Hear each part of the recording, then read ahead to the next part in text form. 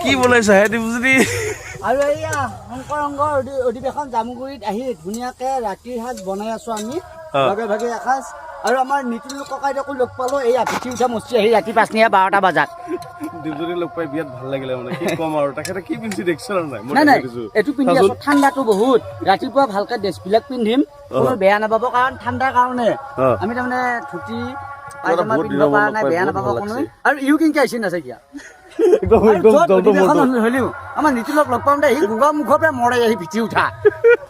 আৰু সি আগৰ পৰাই চিনাকি মানুহটো সেইকাৰণে সি একবাৰ দেখা পালা মোক